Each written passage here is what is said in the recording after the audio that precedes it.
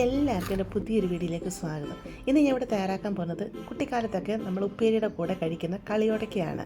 നല്ല ടേസ്റ്റോടുകൂടെ ക്രിസ്പിയായിട്ട് നമുക്കത് വളരെ എളുപ്പത്തിൽ ഉണ്ടാക്കിയെടുക്കാൻ പറ്റും. പല സ്ഥലങ്ങളിൽ ഇതിന് പല പേരാണ്. ഷീട എന്ന് പറയുന്നുണ്ട്, കളിയോടയ്ക്ക എന്ന് പറയുന്നുണ്ട്.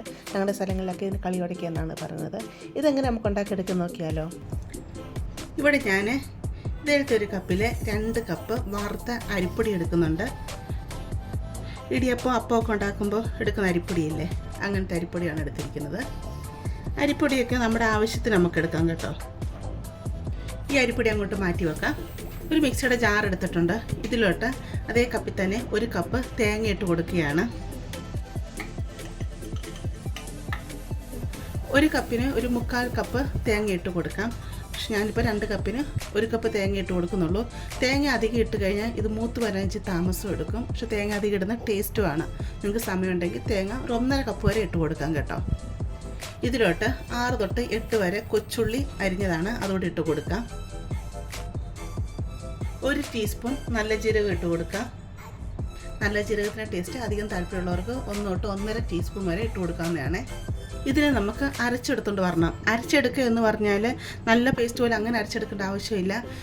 ഒത്തിരി അങ്ങ് അരഞ്ഞു പോകണ്ട. നമ്മൾ ഈ ചമ്മന്തിയൊക്കെ അരച്ചെടുക്കത്തില്ലേ, അപ്പോൾ ആ രീതിയിൽ അരച്ചെടുക്കണം. ഇപ്പം നിങ്ങൾക്ക് അറിയാൻ ബുദ്ധിമുട്ടായിട്ട് തോന്നുവാണെങ്കിൽ 1 ടീസ്പൂൺ വെള്ളം ഒഴിച്ച് കൊടുത്ത് അരച്ചെടുക്കാം കേട്ടോ. തേങ്ങ ഇവിടെ ഞാൻ അരച്ചെടുത്തുകൊണ്ട് വന്നിട്ടുണ്ട്. ഈ രീതിയിലാണ് അരച്ചെടുത്തിരിക്കുന്നത്. ഇവിടെ ഞാൻ കുറച്ച് വെള്ളം തിളപ്പിക്കാനായിട്ട് വെച്ചിട്ടുണ്ട്. വെള്ളം അവിടെ നല്ലതായിട്ട് തിളച്ച് വരട്ടെ. എടുത്തിരിക്കുന്ന അരിപ്പൊടിയിലോട്ട് ആവശ്യത്തിനുള്ള ഉപ്പിട്ട് കൊടുക്കാം. അരച്ചു വെച്ചിരിക്കുന്ന തേങ്ങ കൂടെ അങ്ങിട്ട് കൊടുക്കാം. ഈ മാവ് നല്ലതായിട്ടൊന്ന് മിക്സ് ചെയ്ത് കൊടുക്കാം. ഇതിലോട്ട് ഒരു 1.5 ടേബിൾ സ്പൂൺ നെയ്യ് ഒഴിച്ചു കൊടുക്കാം. ഇപ്പോൾ നെയ്യ് ഇല്ലയെന്നുണ്ടെങ്കിൽ എണ്ണയോ വെളിച്ചെണ്ണ എന്തെങ്കിലും ഒഴിച്ചു കൊടുത്താൽ മതി കേട്ടോ.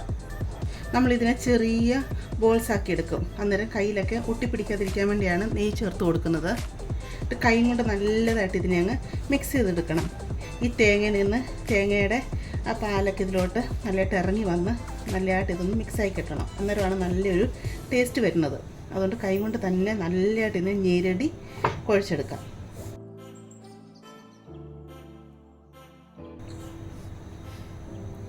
മാവ് നല്ലതായിട്ട് ഞാൻ കുഴച്ചെടുത്തിട്ടുണ്ട്. നല്ല ജീരകത്തിൻ്റെയും തേങ്ങയുടെയൊക്കെ നല്ല മണം വരുന്നുണ്ട്. അതുപോലെ നെയ്യൊക്കെ നമ്മൾ ഇതിലോട്ട് ഒഴിച്ച് കൊടുക്കുമ്പോൾ പ്രത്യേക ഒരു ടേസ്റ്റ് തന്നെയാണ്. ഇതിപ്പോൾ ഇങ്ങനെ പിടിക്കുമ്പോൾ അതിങ്ങനെ മുറുകി വരും കണ്ടോ. വെള്ളം ഇവിടെ നല്ലതായിട്ട് വെട്ടി തിളച്ച് വന്നിട്ടുണ്ട്. നല്ലതായിട്ട് വെള്ളം തിളച്ച് വരണേ. ആ വെള്ളം കുറേശ്ശായിട്ട് നമുക്ക് ഈ മാവിലോട്ട് ഒഴിച്ച് കൊടുക്കാം. എന്നിട്ട് നമുക്കിതിനെ ഇളക്കിയെടുക്കാം. ഇടിയപ്പമൊക്കെ കുഴച്ചെടുക്കത്തില്ലേ, ആ രീതിയിൽ നമുക്കിതിനെ കുഴച്ചെടുക്കാം. ആ തേങ്ങയും കൊണ്ട് നമ്മൾ കുഴച്ചെടുത്തത് കൊണ്ട് തന്നെ വെള്ളം ഒത്തിരി ഒഴിച്ച് കൊടുക്കില്ല. കുറേശ്ശെ ഒഴിച്ച് കൊടുത്ത് മാത്രമേ നിങ്ങളിതിനെ ഇളക്കിയെടുക്കുക കേട്ടോ.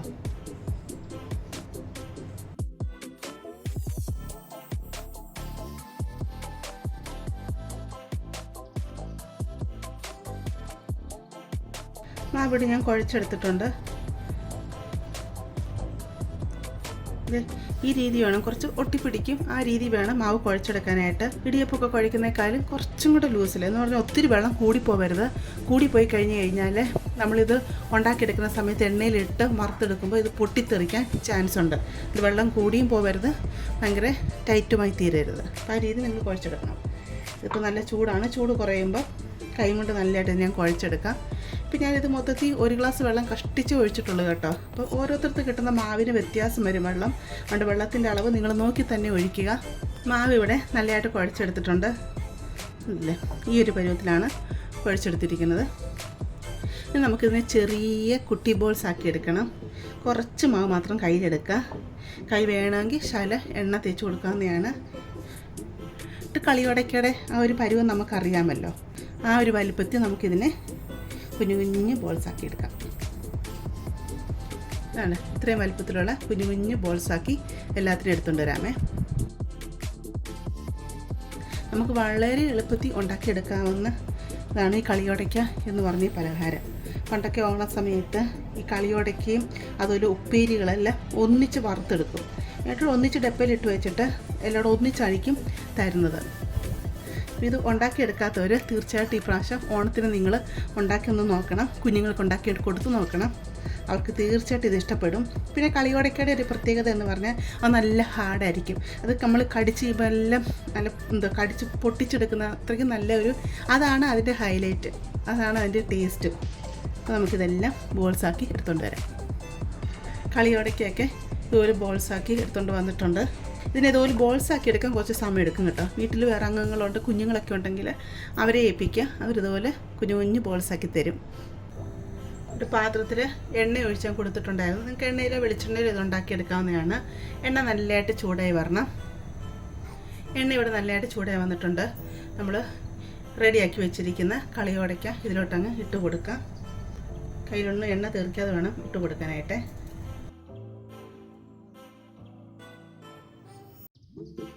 എണ്ണ ഇവിടെ നല്ലതായിട്ട് ചൂടായിട്ട് കിടക്കുകയാണല്ലോ. തീ അങ്ങ് കുറച്ച് വെക്കണം. കുറച്ച് വെക്കാമെന്ന് പറഞ്ഞാൽ ലോയ്ക്കും മീഡിയത്തിന് ഇടയ്ക്ക് വെക്കണം. എന്നിട്ട് നമുക്കിതിനെ ഫ്രൈ ചെയ്തെടുക്കണം. തീ കൂട്ടി വെക്കുവാണെങ്കിൽ മുകൾ ഭാഗം എല്ലാം അങ്ങ് ഫ്രൈ ആയി വരും. പക്ഷേ എൻ്റെ ഉള്ളു ഭാഗം ഫ്രൈ ആയി വരത്തില്ല, അത് ഭയങ്കര സോഫ്റ്റ് ആയിരിക്കും. അപ്പോൾ കളിയോടയ്ക്ക എന്ന് പറഞ്ഞു കഴിഞ്ഞാൽ നല്ലൊരു ഹാർഡായിരിക്കും. അപ്പോൾ അങ്ങനെ ഇരിക്കണം കളിയോടയ്ക്ക, എന്നാലാണ് അത് കളിയോടയ്ക്ക എന്ന് പറയുന്നത്. അപ്പോൾ അത് അകമൊക്കെ നല്ല ഹാർഡായിട്ട് നല്ല ഫ്രൈ ആയി വരണമെങ്കിൽ തീ നമ്മൾ കുറച്ച് വെച്ച് ഇതിനെ ഫ്രൈ ചെയ്തെടുക്കണം. കളിയോടയ്ക്ക് ഇവിടെ ഫ്രൈ ആയി വരുന്നുണ്ട്. എണ്ണയുടെ തീ ഞങ്ങൾ കുറച്ച് വെക്കുമ്പോൾ എണ്ണയ്ക്ക് ചൂട് കുറവാണെന്ന് കാണുമ്പോൾ തീ കൂട്ടി വെക്കുക. എന്നിട്ട് നല്ലതായിട്ട് ചൂടാക്കുമ്പോൾ പിന്നെ മീഡിയത്തിലിട്ട് കൊടുക്കുക. അങ്ങനെ തീ അഡ്ജസ്റ്റ് ചെയ്ത് നിങ്ങൾ ഫ്രൈ ചെയ്തെടുക്കണേ. ഇപ്പോൾ ഈ കളിയോടയ്ക്കൊക്കെ ഈ ഒരു കളറായല്ലോ. ഈ കളറായി കഴിയുമ്പോൾ തീ അങ്ങ് മീഡിയത്തിന് ലോയ്ക്ക് മേടിക്കാനും ഇട്ട് കൊടുക്കുക. എന്നിട്ട് ഇതിനെ ഒന്ന് ഫ്രൈ ചെയ്തെടുക്കണം. കാരണം ഇതിൻ്റെ ഉള്ളിൽ ക്രിസ്പി അല്ലാതെ സോഫ്റ്റായിട്ട് ഇരിക്കുവാണെങ്കിൽ അതൊന്ന് ഫ്രൈ ആയി വരാൻ വേണ്ടിയാണ് അങ്ങനെ ചെയ്യുന്നത്.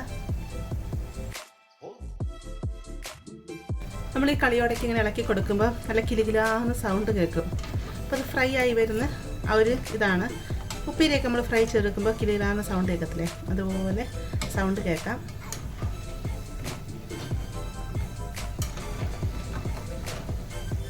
ഇപ്പോൾ കളിയോടയ്ക്കെല്ലാം ഫ്രൈ ആയി വന്നിട്ടുണ്ട്. നമുക്കിതിനെ അങ്ങ് കോരി മാറ്റാം.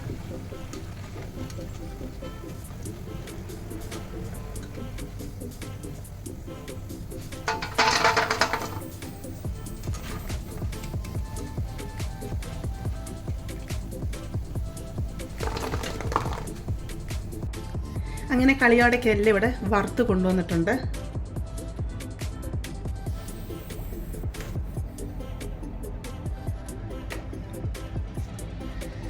ചൂടുണ്ട്, ഞാൻ കഴിച്ച സൗണ്ട് കേൾപ്പിക്കാം.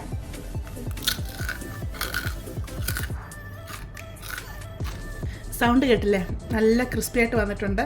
ഞാൻ പറഞ്ഞ പോലെ തീ ലോയ്ക്കും മീഡിയത്തിനൊക്കെ ഇടയ്ക്കിട്ട് തീ അഡ്ജസ്റ്റ് ചെയ്ത് നിങ്ങളിത് ഫ്രൈ ചെയ്തെടുക്കുക. ഫ്രൈ ആയി വന്നു കഴിയുമ്പോൾ നിങ്ങൾ തീ കുറച്ച് വെച്ച് നല്ലതായിട്ട് ഫ്രൈ ആക്കണം. എന്നാലും എൻ്റെ അകഭാഗമൊക്കെ നല്ല ക്രിസ്പി ആയിട്ട് കിട്ടത്തുള്ളൂ കേട്ടോ. അല്ലെങ്കിൽ അകഭാഗം അങ്ങ് സോഫ്റ്റ് ആയിട്ടിരിക്കും.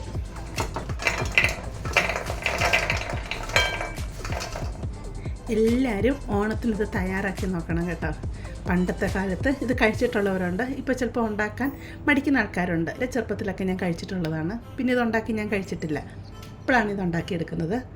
പണ്ടത്തെ ഓർമ്മകളൊക്കെ നമുക്ക് തിരിച്ചെടുക്കാൻ പറ്റുന്ന നല്ലൊരു അവസരമാണ്. അതുകൊണ്ട് നിങ്ങൾ ഓണത്തിന് ഇത് ഉണ്ടാക്കിയെടുക്കുക, കുഞ്ഞുങ്ങൾക്ക് ഇത് ഉണ്ടാക്കി കൊടുക്കുക.